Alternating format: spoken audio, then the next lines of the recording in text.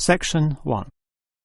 You will hear two students, Peter and Mary, discussing their new eating plan. First, you have some time to look at questions 1 to 5.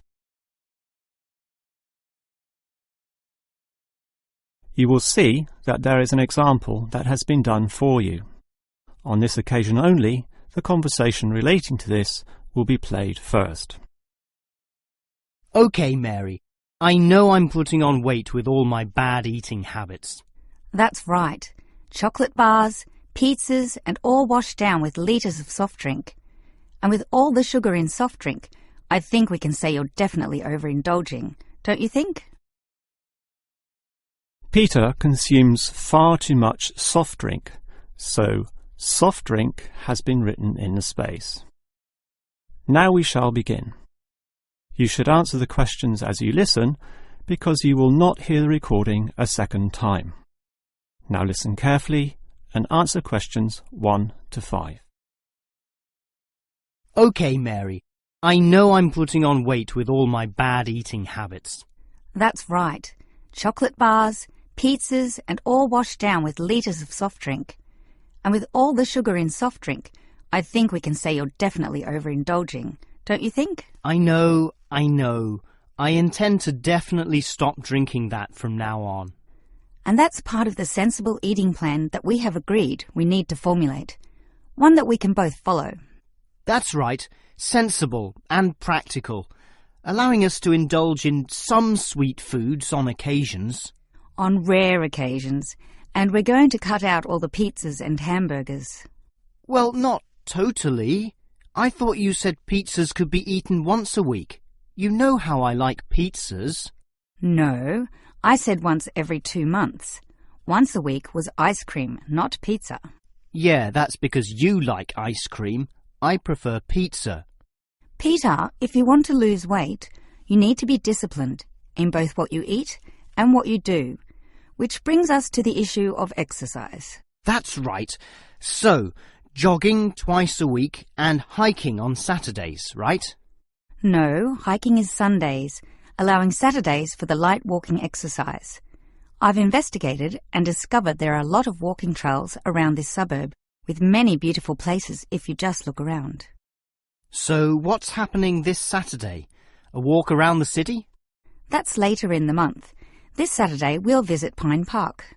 Hill Park is nicer, with great views too. Yes, but we have to travel too far to reach Hill Park, so I ruled that out, and I love the smell of pines. And what about the weekday meals? Salads every night, I suppose. No, it's important to vary the meals so that the food remains interesting and fun. The only common factor is the fruit juice, but otherwise we'll have a variety of healthy fare, from salads to fish to lean meat. I'd rather have meat every night, but you're the boss. If you want to lose weight, you'll have to accept this program, okay? Okay. Before you hear the rest of the conversation, you have some time to look at questions 6 to 10. Now listen and answer questions 6 to 10. Now, Mary, you said we could have a little treat in our diet plan 3 times a week, specifically Tuesdays, Thursdays and Sundays. Yes, a very small treat, but something to reward us for all the discipline shown. Such rewards will motivate us to continue the diet. So on Tuesdays, what can I choose? You have a choice between a small serving of chocolate, ice cream or biscuits. OK, well, I'll go for the biscuits. I love those crunchy little things with my cup of tea. So do you, right? I do indeed, so I'll have them too, saving the ice cream for later. But I know how much you like ice cream, so why don't you save it for the end of the week? That will give you the motivation to keep going, and you can have chocolate midweek. That's a good idea, but I think the most important thing is for you and I to eat different things on those other 2 days. Well, if you think that way, I'll eat the ice cream on Thursdays, not the chocolate, OK? Well, if you're having that, then I can't have ice cream. In order to be different, I'll have the chocolate. So we can compare our different snacks and maybe even share a little with each other. Exactly. And the variety and fun involved will take our minds of wanting more. Eating for fun. A good idea. And then you can have the chocolate on Sunday, right? But I like biscuits. Actually, I want biscuits again to have with my cup of tea. But you have the biscuits on Monday, remember? And we can't repeat. Oh, come on. This isn't fixed in concrete. I can have them again instead of chocolate. You might like variety, but I don't. I'm a creature of habit. Well, the whole point of this was to taste different snacks. But if you want the same thing, okay. I, for one, am sticking to the original plan, with ice cream to finish the week and not another dose of chocolate. That is the end of section 1. You now have half a minute to check your answers.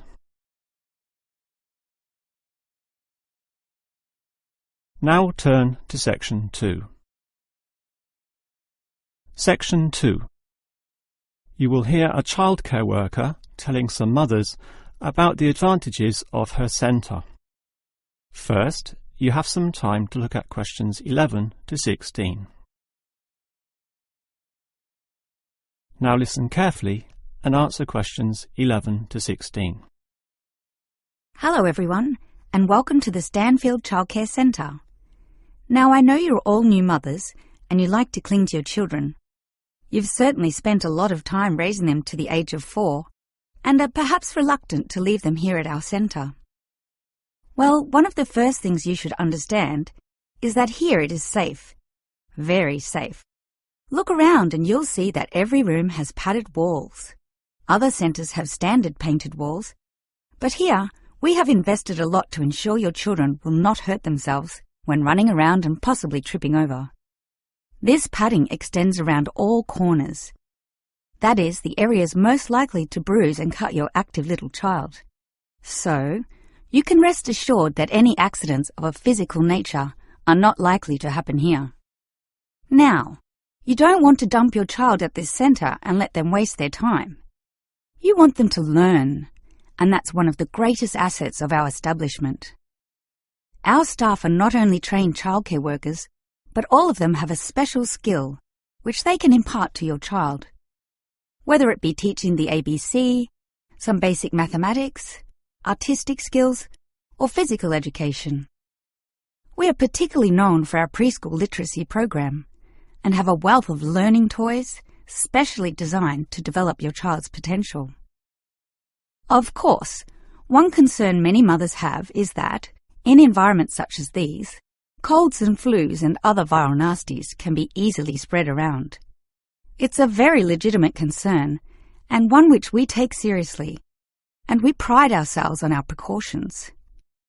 For a start, unlike most centres which clean with standard detergents, we disinfect every service at the end of every day, using a special disinfectant wash. Some places just wipe surfaces daily with a damp cloth. But not us, and that's just the start. We also physically check your children when they arrive every day. And if we feel your child is sick, we ask him or her to wear a face mask to ensure germs are not transmitted. If your child is noticeably sick, then we ask you to take them back home to recover. This might sound a little unkind, but we hope parents can understand that these measures are for the benefit of all. Before you hear the rest of the talk, you have some time to look at questions 17 to 20.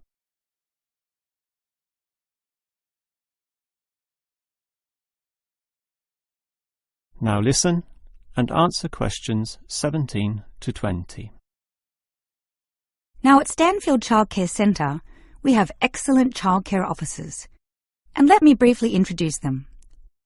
We have Susan, Andrea, Bella, Kathy, Lisa, and Liz. They're all fully trained and come with some individual assets which make them even better.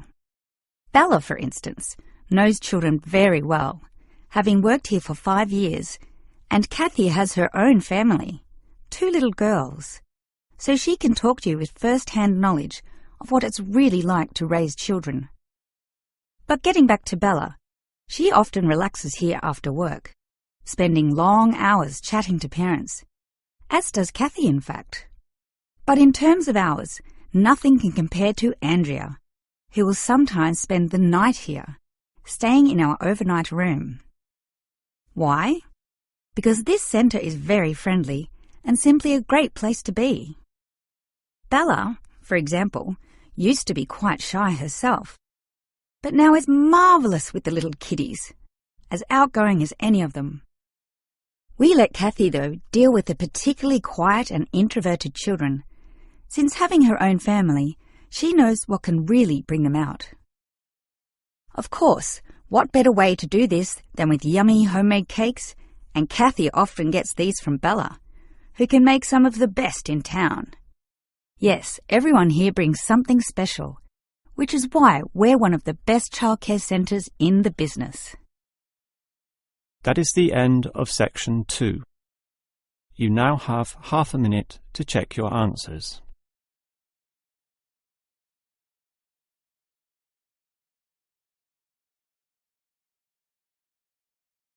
Now turn to section 3. Section 3. You will hear a student, Eric, talking to his lecturer, Miss Harris, about essay writing. First, you have some time to look at questions 21 to 25.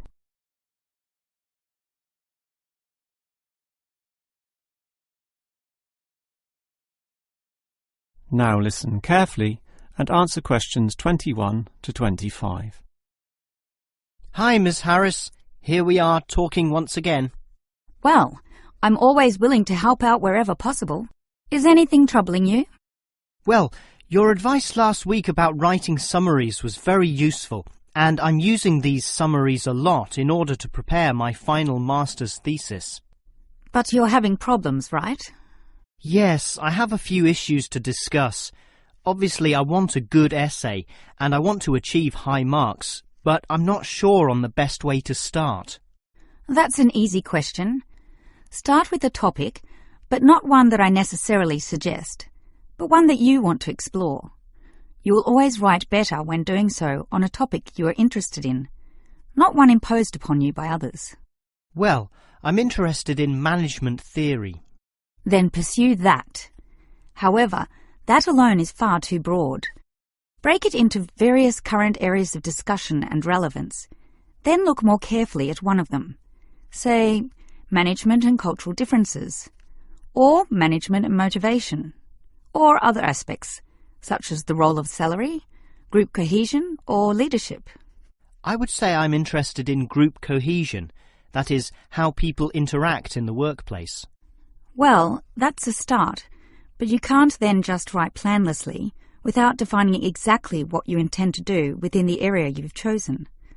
You'll have to think of a thesis, and this statement could be of several types. Such as what? Oh, you could argue a point, something that you believe in, or discuss an issue, looking at its various perspectives, or critique the opinions of others, pointing out the pitfalls and flaws. The thesis statement will make that very clear because it will say, in simple terms, what you intend to achieve in your essay. I see. And then I can just begin writing, right? Wrong. Huh? If your essay is going to be clear, it needs to be logical and organised, and this means you'll need an outline. This could be written as a flowchart or spider graph, that is, a series of connected lines. But whatever shape the outline takes, there must be a sense of progress in, more or less, a straight line towards a goal. And then my essay will be good? With such progression, definitely, as long as you do achieve everything that you set out to do, as specified in the beginning, okay? Before you hear the rest of the conversation, you have some time to look at questions 26 to 30.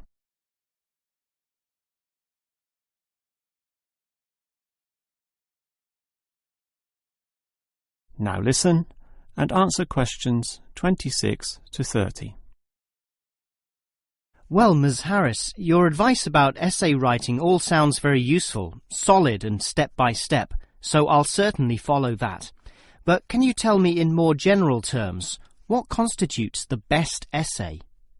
Oh, there are many aspects to consider, but one of the most important is certainly original thinking.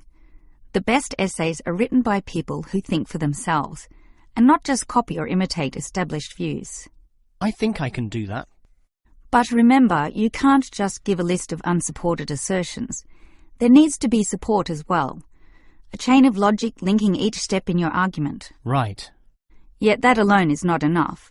Your argument may be logically sound, but is it practically so? For that, you need examples from real life to illustrate your points or subpoints. I've got lots of examples from my course readings. I suppose I could use them. But remember, whenever you use an example or facts or figures that are not commonly known, you must give a reference. That's an academic necessity, without which your writing will automatically fail. So it's necessary to give these, right? Absolutely. And with that, your essay will be fine. But always ensure that you format it clearly. What do you mean? I mean the practical considerations, as written in the University Style Guide, such as leaving appropriate margins, using double spacing, Arial font, and so on. You see, your writing must look good as well as be good. I can certainly do that. And finally, related to the previous point, you need to respect the number of words required. Your individual lecturers will give you a word count figure, so follow what they say, making your essay neither too long nor too short. Perhaps 10% either way should be acceptable. 15% was common when I was younger, but it's a lot stricter now, and 20% would be pushing the boundaries just a little too far. I guess I can do all that. Thanks for your advice. That is the end of section 3. You now have half a minute to check your answers.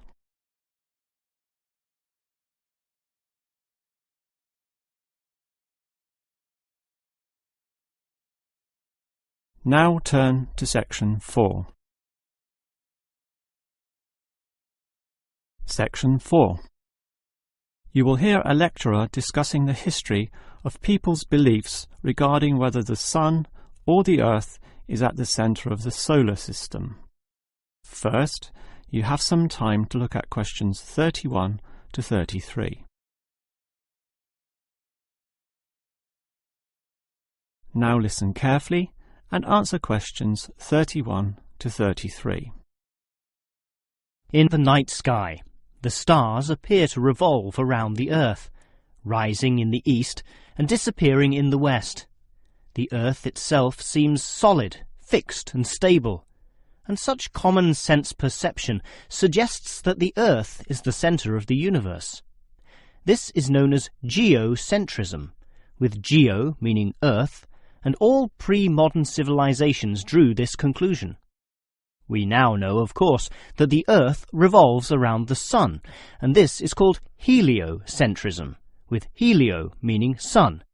But historically, it took quite a while for this to be deduced. As early as the 3rd century BC, an ancient Greek astronomer, Aristarchus of Samos, proposed heliocentrism, but received little support from his peers.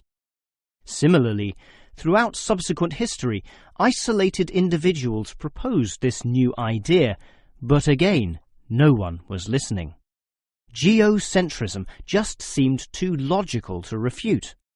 Geocentrism also fitted the views of the established Christian Church, who could quote biblical passages such as, "The world also shall be stable, that it be not moved."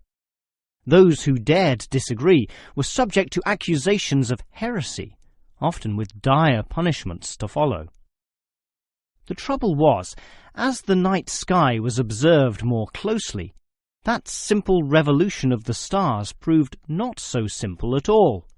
In relation to the other stars, some steadily wandered in given directions, then sometimes reversed for months, and disappeared altogether. They were called planets, meaning wanderers. In addition, the position of the Sun and Moon altered slightly over the year, and comets, those mysterious glowing spots, would come and go. In order to predict the motion of the planets and accurately serve the primary purpose of navigation for sailing ships, increasingly elaborate mathematical models were needed, a sure sign that something was not quite right. Before you hear the rest of the lecture, you have some time to look at questions 34 to 40.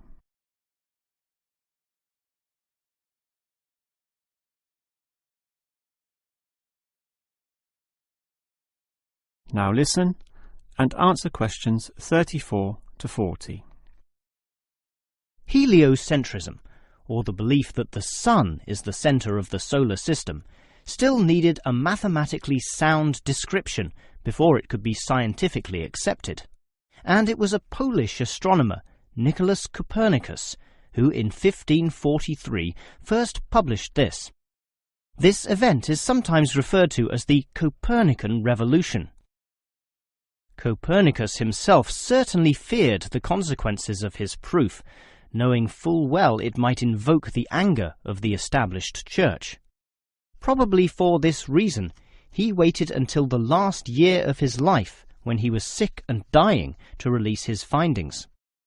In addition, the preface of the book, written by a respected member of the church, stated that the model was not necessarily correct. As a result of this, there was no revolution whatsoever. In fact, the book received scant attention in the subsequent decades, apart from a few irate clergymen who angrily dismissed the whole scheme as irrelevant. Yet the following generations of astronomers did not always fare so well. The Italian scientist Galileo got into trouble, as did a fellow Italian with the surname Bruno, Giordano Bruno, who was burnt at the stake.